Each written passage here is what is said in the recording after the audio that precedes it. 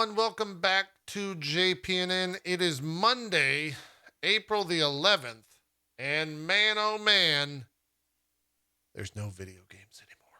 They stopped making them.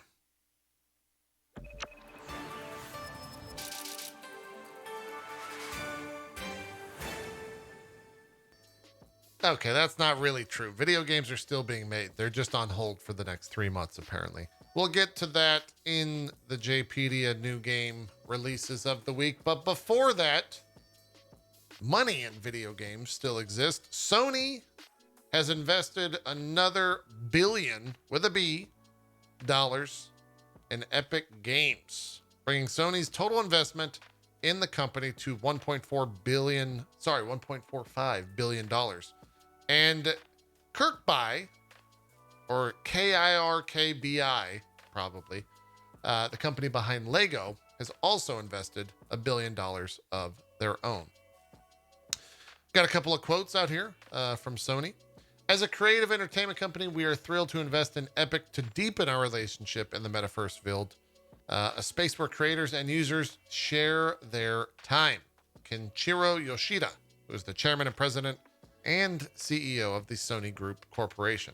He continues, we are also confident that Epic's expertise, including their powerful game engine combined with Sony's technologies, will accelerate our various efforts, such as the development of a new digital fan experience in sports and our virtual production initiatives. Meanwhile, over at KIRKKBI, Soren Thorup Sorensen, real original first and last name there, buddy. Jeez, God. Anyways, he came out and said, Epic Games is known for building playful and creative experiences and empowering creators large and small. A proportion of our investments is focused on trends and we believe will impact the future world that we and our children will live in.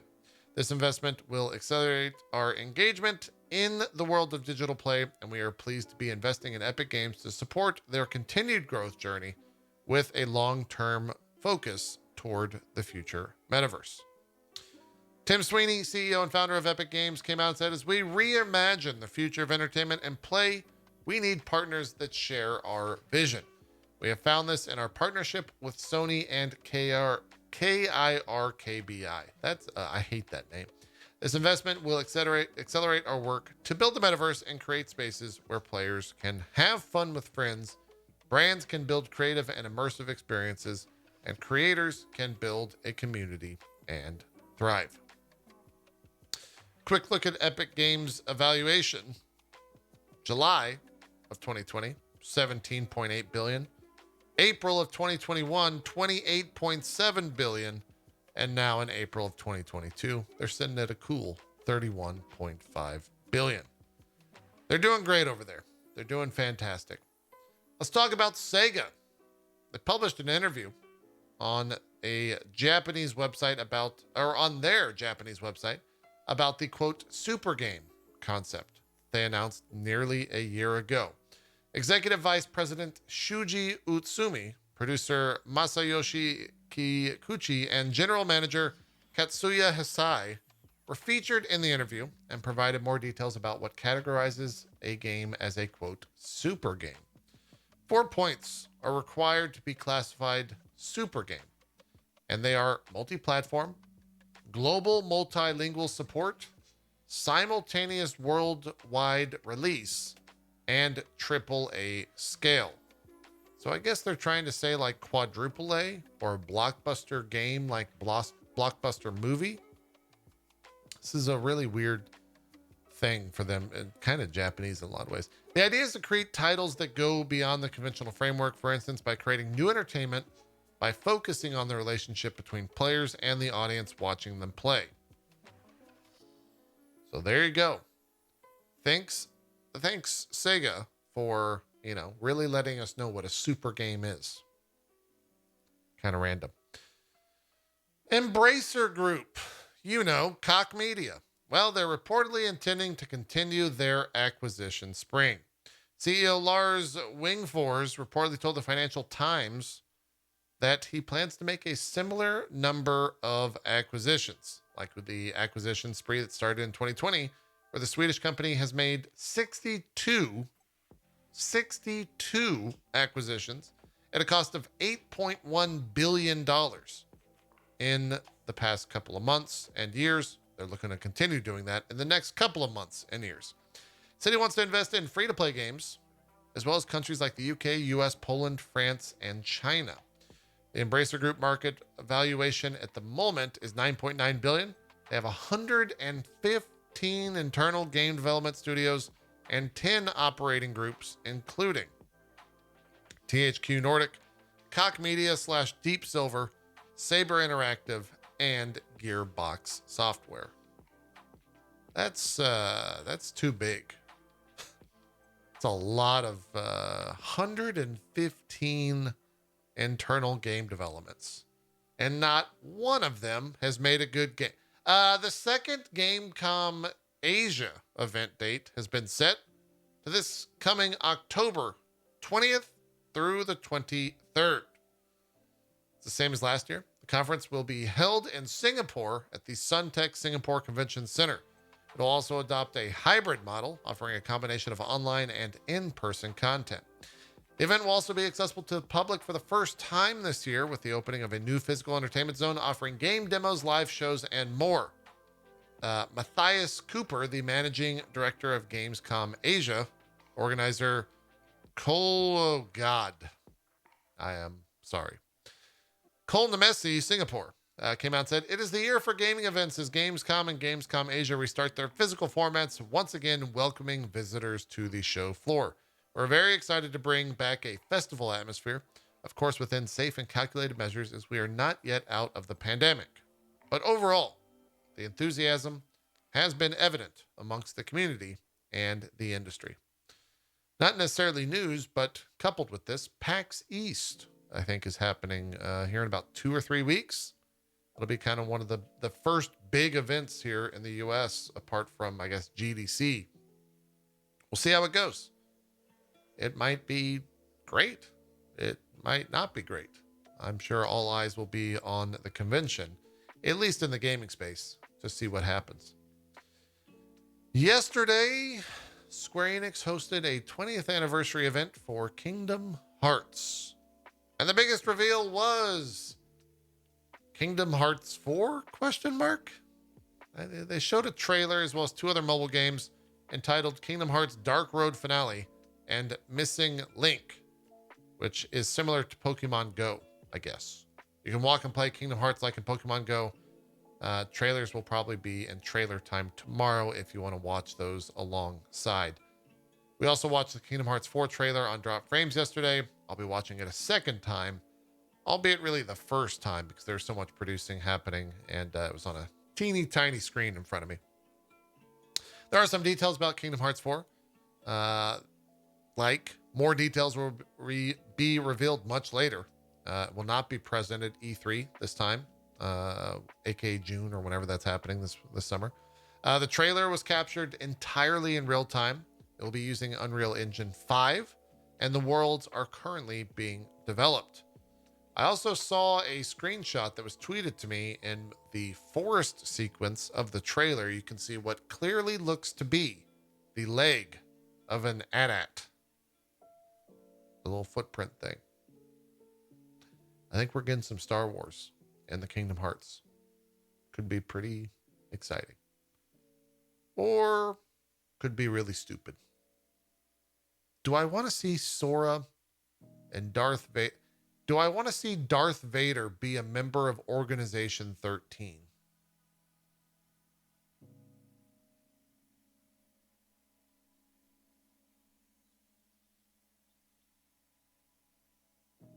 Weird. They also decided to do a trailer reveal early to avoid any potential leaks. So that's why the trailer is prepared for the Kingdom Hearts 20th event, even though they won't be able to talk about the game for quite some time. Tetsuya Nomura posted a message about the 20th anniversary. You can find it over on Twitter. I believe it was also translated. I'm not going to read it because you know how I feel about Nomura. Also, I'm just not going to read it. In a live stream, CD Projekt Red's Quest director, Paweł Sasko, confirmed the team was aware that there is still, quote, work to be done on Cyberpunk, and said he was reviewing possible new review quest, quote, daily. We're still improving the game because we are all aware there is work to be done, he said in response to a question in the chat. We're very happy you guys like patch 1.5. That gives us more incentive to work for you guys because you show your appreciation for it. That's about as much as I can tell you. We're working on stuff for you. Like, I'm literally daily reviewing quests, talking to people about stuff, so it is happening. I cannot tell you about our future plans, he reiterated, but I can assure you that we are working on expansions. We're working on stuff for you guys. Eurogamer.net has more on that story if anyone's still holding on hope that Cyberpunk 2077 will be a good game. That's for the Reddit comments out there, or the YouTube comments out there. A couple months ago, we talked about the news that RimWorld was raided in Australia and that it got banned. Today, Tynan Silvester, the RimWorld creator, shared some update news on Twitter. Good news! The Australian Classification Board is going to review their ruling, which banned RimWorld from sale in Australia. We've got some legal professionals and expert witnesses helping us out, so I'm optimistic. Thanks, everyone, for your support on this. We'll keep an eye on that. We'll let you know when you can play RimWorld Down Under. Konami, you know, everyone's favorite publisher / developer in the year 2020. They've recognized, quote, multiple factors contributed to eFootball's disastrous launch last year, but says that the company has, quote, prioritized improvements and corrections based on the feedback and opinions we received. A Konami spokesperson spoke with the videogameschronicle.com. Came out and said it's hard to point to one deciding aspect.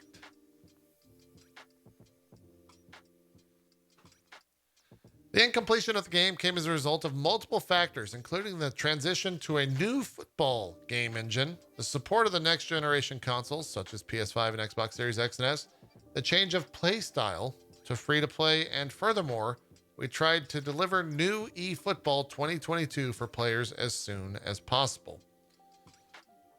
Resultantly, I've never heard that. Okay. Resultantly, the game received harsh feedback about the quality. Since eFootball's launch back in September, however, we have prioritized improvements and corrections based on the feedback and opinions we received. The spokesperson went on to add, we are taking the opinions of our players very seriously. Since the release last September, we have prioritized improvements and corrections based on the feedback and opinions we received. We will continue to work on the game's improvement, and as always, the players' value feedback is much appreciated. Capcom has announced the Capcom Arcade Second Stadium, which is bringing another 32 arcade classics to Switch, PS4, Xbox One, and PC. I'm reading the tweet here in real time. It says Sun will be a free... Why do they call it Sun? Sun will be a free download with this collection, and pre-order / early purchases of Capcom Fighting Collection will also get 3 Wonders as a bonus at launch. More information soon. Is Sun a game, I guess, is what that is? I don't know. I don't know enough about that. Pathfinder Wrath of the Righteous DLC Through the Ashes has been released has been announced. It'll be out on the 21st of April on Steam, Epic, and GOG stores. This brings the entire game up to about 4 lifetimes worth of content. So be careful about playing in that. You might never actually finish. You know what is finished, though? Battlefield 2042. The concurrent player count on Steam reportedly fell below 1,000 for the first time today, according to a Steam chart and grab from a Reset Era user. It shows earlier today that 979 people were playing the game at one point. It's worth noting that the SteamDB data for April 11th shows today's current player count as low as 1021. It's still low and doesn't seem to be getting any higher. Top sellers for the week ending in April 10th, 2022 on Steam, sitting at number 1. Lego Star Wars The Skywalker Saga. Number 2, the Steam Deck. 3, Elden Ring. 4, the Skywalker Saga once again, probably a collector's edition or something like that, or deluxe edition. And then the pre-order, number 5, for the deluxe edition of the Skywalker Saga. People love their Star Wars, okay? They love their Skywalkers. A lot of content in that game. There's nothing else out to play right now except stuff that's already been released. A little bit of random news here. Tom Phillips, who is the deputy editor for Eurogamer, tweeted, wow, speaking of the Skywalker Saga, wow, enormous sales for Lego Star Wars, the Skywalker Saga. It is the second biggest UK boxed launch of the year, behind Pokemon Arceus. Bigger than Elden Ring. Bigger than Elden Ring. Biggest platform is the Switch, which does tend to skew more physical, but still, proper hit, he tweets. We'll see if that expands to the rest of the world once those NPD numbers come out. Sonic the Hedgehog 2 came out over the weekend, the movie, of course, and it got up to 71 million in the domestic box office debut, which is a pretty big indication that family audiences are feeling better about returning to movie theaters, according to Variety.com. In taking the number 1 spot, Paramount's kid-friendly film towered over Sony's Marvel's adaptation Morbius and Michael Bay's action-adventure Ambulance, which debuted in 4th place with a disappointing 8.7 million. The first Sonic the Hedgehog collected 58 million in its first 3 days of release and ended the President's Day holiday weekend with a mighty 70 million. I haven't seen it. I haven't seen the first one, so I don't really have any comments on Sonic the Hedgehog. But hey, seems to be doing well. Let's load up the upcoming games here for April 11th. Where it's going to take a while. You got to find them all. We got them? Okay, here we go. Upcoming games. We got a new patch tomorrow, Final Fantasy 14, patch 6.1.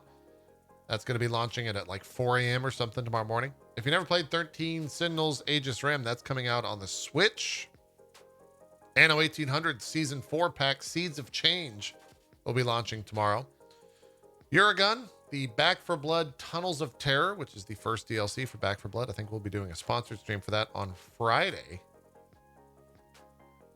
Remind me to talk about Monster Hunter on Friday after this. Crime Site, Cat Cafe Manager, and Road 96 round out the week on the 14th. And so that means you're going to be playing old games. You're going to be finishing up Elden Ring, maybe starting Lego. It's not bad. I've played it myself. But really, you're going to circle back to those things that you didn't quite finish in the past. That's going to do it for JPNN today. Thank you guys for watching. We'll be doing another episode this coming Wednesday. And a little bit further down the line, we're actually going to be redoing the studio here sometime this summer. Maybe we'll, evolve the show into the next big thing, whatever that is. Maybe I'll get an actual teleprompter. So I'm no longer doing this. I'm doing this. Who could say? Maybe I'll get a fake suit that I can just put on every day. Who could say? We'll see. Anyways, thank you all. That will do it. We're out of here. We'll see you Wednesday. Bye-bye.